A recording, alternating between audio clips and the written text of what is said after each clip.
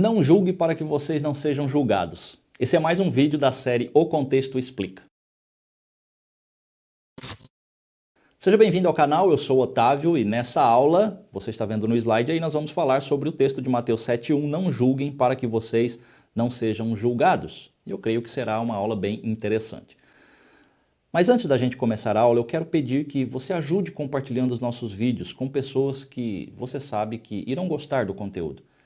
Infelizmente, esse tipo de tema que a gente trata aqui tem pouca divulgação e a gente gasta tempo para preparar as aulas e acaba poucas pessoas se interessando. Então, se você puder ajudar, compartilhe aí, tá bom? O texto, então, aqui, não julguem para que vocês não sejam julgados, está dentro do contexto do chamado Sermão do Monte, que está ali em Mateus, do capítulo 5 ao capítulo 7. Seria interessante você ler todos esses capítulos para estar por dentro do contexto geral de Mateus 7:1, tá? Muito bem, vamos lá. No segundo slide eu coloquei uma pergunta. E a pergunta que nós precisamos responder é esta. Jesus ele está proibindo todo tipo de julgamento quando ele fala não julguem para que vocês não sejam julgados? Será que é isso que ele está falando? A dificuldade nesse texto é que parece ser um texto que traz em si mesmo uma interpretação completa. E até muito simples, na verdade. Não julgue para não ser julgado. Ou seja, não critique as pessoas porque o juiz é Deus. Pronto, resolvido a questão. Seria bom se fosse tão simples, porém, se nós interpretarmos dessa forma, muito simples, ou seja, pronto, não é para julgar, então nenhum tipo de julgamento deve ser feito. Se a gente interpretar assim, nós teremos algumas contradições para nós resolvermos. E é isso que eu mostro aqui para você, porque no próprio capítulo 7 e nos versos 15 a 23, Jesus ele está tratando sobre os falsos profetas. E ele fala para os seus discípulos ali como devem agir para reconhecer os falsos profetas. E ele diz que para fazer isso, aqui, vocês reconhecerão pelo quê? Por seus frutos. Mateus 7,15. Então, se eu vou reconhecer os falsos profetas através dos seus frutos, das suas atitudes, dos seus ensinos, ora, isso é um tipo de julgamento que eu preciso fazer. Eu preciso olhar e analisar, mas isso aí que você está falando não está de acordo com os textos. E aí você identifica se essa pessoa é um falso profeta, não é? É isso que Jesus está falando. E agora eu quero que você preste atenção nos versículos que eu vou mostrar a seguir, tá? E eu recomendo que você anote para depois você ler os contextos. Está aqui, ó, vamos lá. O primeiro verso está em 1 Coríntios 5,13. Vá prestando atenção. Nesta passagem, Paulo sentencia um imoral da igreja em Corinto, e ele diz que ele deveria ser entregue a Satanás. E no verso 11, Paulo ensina os crentes da igreja em Corinto que eles não deviam se associar com quem diz ser irmão, ou seja, alguém que diz que é cristão, mas é um imoral, é um avarento, é um idólatra, é um caluniador, é um alcoólatra, é ladrão. Paulo enfatiza que com alguém assim, que se diz cristão, mas faz todas essas coisas, então eles não deveriam nem mesmo comer junto com essa pessoa. Isso é um tipo de julgamento, você precisa fazer essa análise, você precisa olhar para a vida da pessoa e falar, olha, as atitudes não condizem com um cristão, e você diz que é cristão. Mas vamos para Romanos capítulo 14 e 13, tá aqui, Romanos 14 e 13. Paulo diz assim, eu vou ler para você. Portanto, deixemos de julgar uns aos outros, pelo contrário, tomem a decisão de não pôr tropeço ou escândalo diante do irmão. Agora parece que Paulo está falando para não julgar. Mais um verso, 1 Coríntios 4 e 5. E aqui Paulo novamente diz para não julgar. Portanto, não julguem nada antes da hora devida. Esperem até que o Senhor venha. Não está meio contraditório? Vamos para mais um. Tiago 4, 11 e 12. Está escrito assim. Irmãos, não faleis mal uns dos outros. Aquele que fala mal do irmão ou julga a seu irmão, fala mal da lei e julga a lei. Tu, porém, quem és que julga o próximo? Mais um verso, João 7, 24. O próprio Senhor Jesus agora está falando para os judeus e ele diz o seguinte, não julgueis segundo a aparência, e sim pela reta justiça. Eu vou repetir aqui o que eu falei, tá? Esses textos, eu até coloquei aqui no slide, ó, são textos que eu usei de forma isolada do seu contexto, propositalmente. Eu recomendo que você leia o contexto de todas essas passagens, tá? Parece tudo muito contraditório nesses versos, não é? A gente tirando eles do contexto. Jesus diz para não julgar e em seguida manda analisar as atitudes dos falsos profetas. Depois diz que o julgamento deve ser feito pela reta justiça. Paulo sentencia um imoral e incentiva a igreja a exercer julgamentos contra pecados para manter a pureza, a santidade na igreja. Mas também diz para não julgar uns aos outros. Tiago já é enfático em dizer que não devemos falar uns dos outros, nem julgar o próximo. Como eu disse, parece tudo muito contraditório, mas não tem confusão nenhuma aqui. Porque todos os versos que eu mostrei, eles devem ser analisados dentro dos seus contextos e não isoladamente como nós fizemos agora, tá? Já falei várias vezes que um texto sempre deve ser analisado dentro do seu contexto. Se você pegar esses textos isoladamente, como eu fiz agora, que foi proposital, vai parecer contraditório mesmo. Num lugar está falando para julgar, no outro não julgar. Então, cada acontecimento deve estar dentro do seu período, da sua circunstância específica e analisada dentro do seu contexto. Nós temos várias situações descritas no Novo Testamento onde o cristão deve decidir através de uma avaliação, através de um julgamento. E eu quero mostrar para você algumas. Vamos para o próximo slide. A primeira é esta aqui.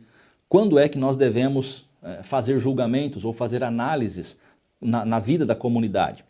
Quando houver contendas entre cristãos. Então a igreja vai ter que julgar a questão. Isso está em 1 Coríntios 6, 1 e 8. Né? O segundo é esse aqui. Quando houver pecados, a igreja deve tomar as devidas providências. Nós temos isso em Mateus 18 e 17, também 1 Coríntios 5, 9 ao 13. O próximo ponto é: nós devemos julgar os ensinamentos doutrinários. Olha como isso aqui é importante. Devemos sim analisar os ensinamentos doutrinários de pregadores, analisando o que eles estão falando pelas Escrituras. Foi o que Jesus falou em Mateus 7, 15 e 20, sobre os falsos profetas. O fruto, pelo fruto, por aquilo que está sendo ensinado, você vai identificar se aquilo que está sendo dito corresponde com os ensinos da palavra ou é um falso profeta. Temos aqui 1 Coríntios 14, 29 e também 1 João 4, 1. Vá anotando essas referências para que você possa ler todo o contexto depois.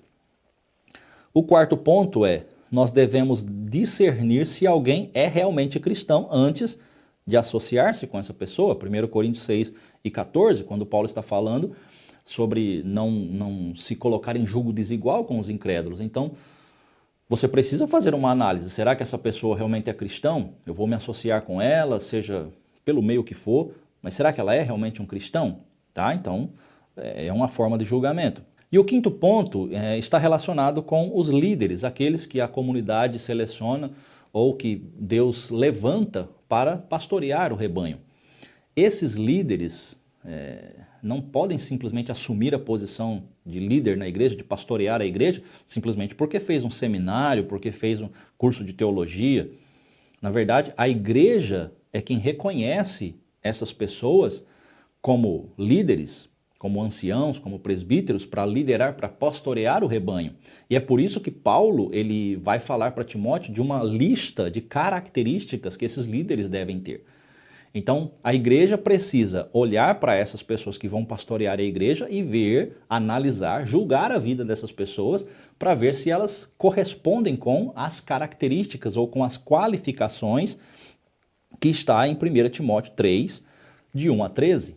Porque todo líder, todo pastor precisa estar dentro destas qualificações. Se ele não tem essas qualificações, ele não deveria estar pastoreando a igreja.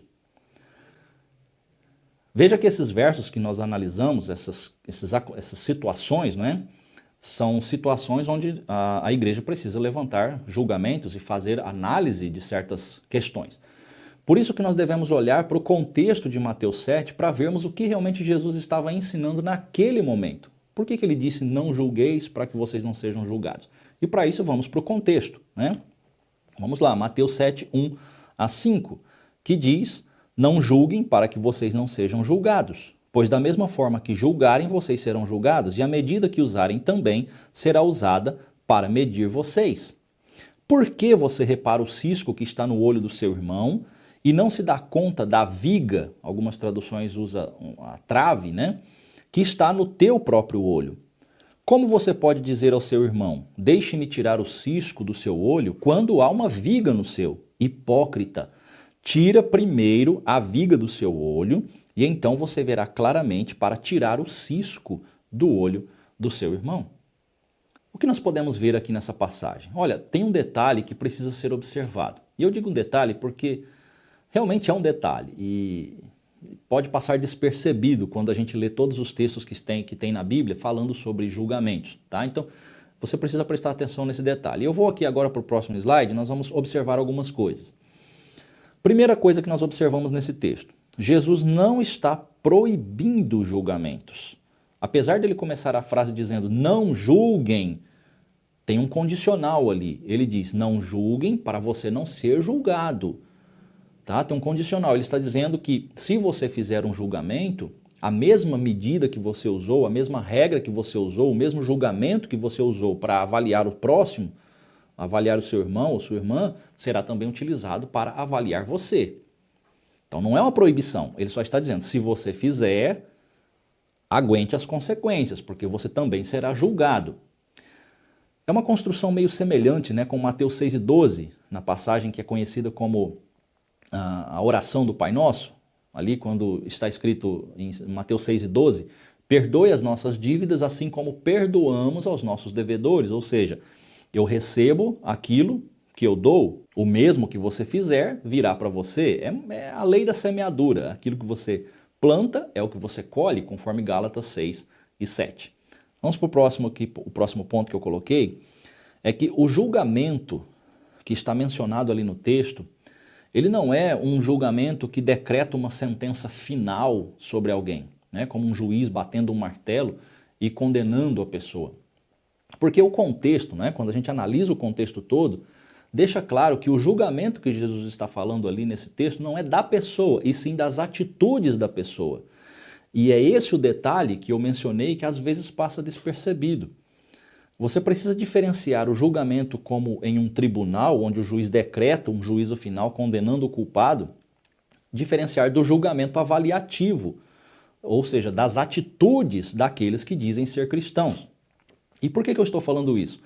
Porque a partir do verso 3 do texto fica muito claro o que está sendo dito, ou seja, a comparação que Jesus está fazendo. Ele está usando um cisco, ele não está falando da pessoa inteira, né? Ele está usando um cisco no olho da pessoa, como exemplo.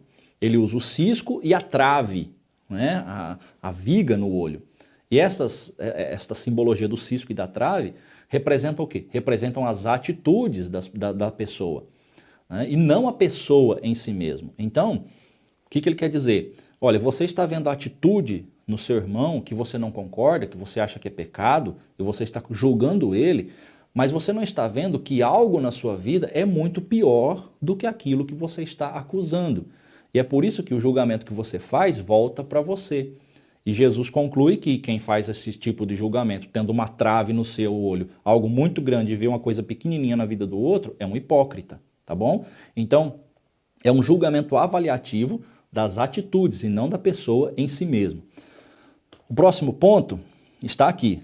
Se você julga, o que eu já disse, né? Se você julga, você também será julgado. Se você olha na vida do seu próximo e avalia que tem algo errado, ele também vai avaliar da mesma forma, ou da mesma forma que você está avaliando ele, você também será avaliado. Tá? Essa é a lição da passagem. E você precisa tomar cuidado, porque talvez você esteja sendo um hipócrita, né? Condenando uma atitude na vida do seu irmão, quando na verdade tem algo pior na sua, tá?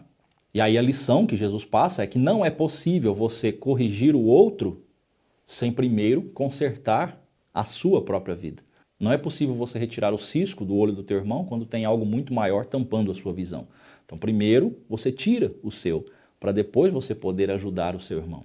E é por isso que Jesus diz para não julgar. Porque se você avalia a vida do outro e acusa de pecado, você também será avaliado. E pode ser que haja algo muito pior do que aquela acusação que você está fazendo contra o seu irmão. Vamos aqui para a próxima, é que a avaliação ou julgamento visa a restauração e não a punição ou condenação. Olha que coisa importante. Você viu um cisco na vida do seu irmão, ok. Já analisou a sua vida? Não tem uma trave, né, no seu olho, não? Você está preparado para enfrentar o mesmo julgamento que você está fazendo? Tem certeza que você está limpo, que você está correto, que o seu olho não tem nenhuma trave? Então vá e ajude seu irmão a retirar o cisco. Não é isso que Jesus fala lá na passagem? Se você tirar a trave, você vai poder ver claramente para retirar o cisco do olho do teu irmão. Olha que coisa interessante. O resultado, caso você faça esse julgamento avaliativo, é de restauração e não de destruição. Não é uma condenação contra o irmão.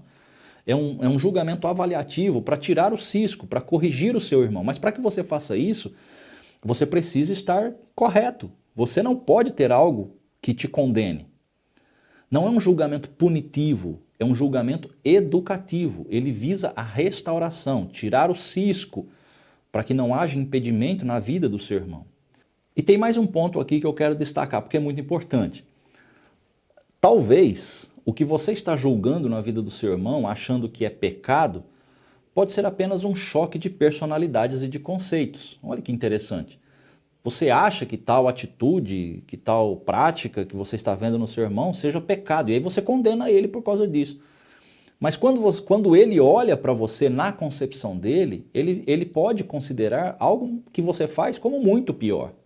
E Paulo fala sobre isso em Romanos 14. Né? Aliás, é um dos textos que eu citei acima, fora do contexto, e agora eu quero que você leia esse capítulo 14 de Romanos dentro do contexto, e aí você vai perceber que ele estava falando sobre conceitos, né? Conceitos.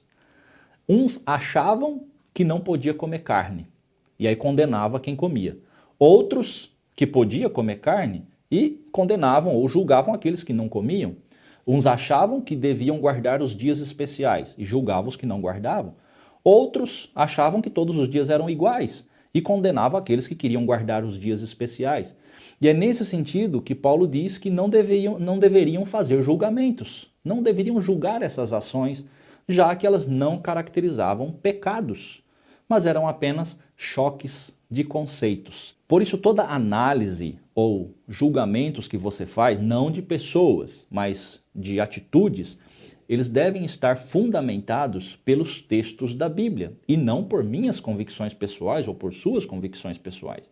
Pelo que eu acho que deve ser melhor. Se for pecado, ok, deve ser corrigido. Mas se for apenas uma interpretação pessoal, então não julgue, deixe isso com Deus. Romanos 14, leia.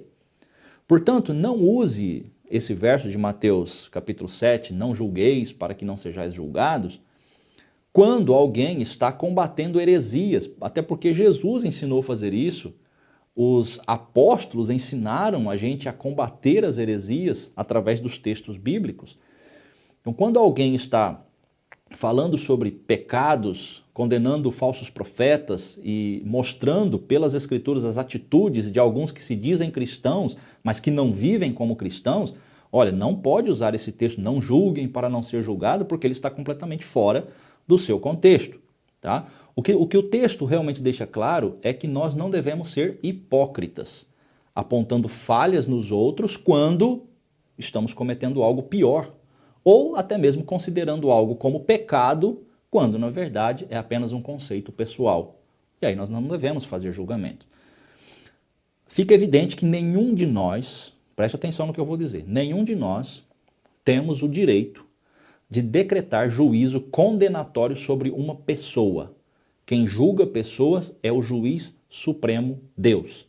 E ele julgará não apenas as pessoas, mas também as obras e intenções do coração, conforme 1 Coríntios 4 e 5 e Apocalipse 20, 11 e 12.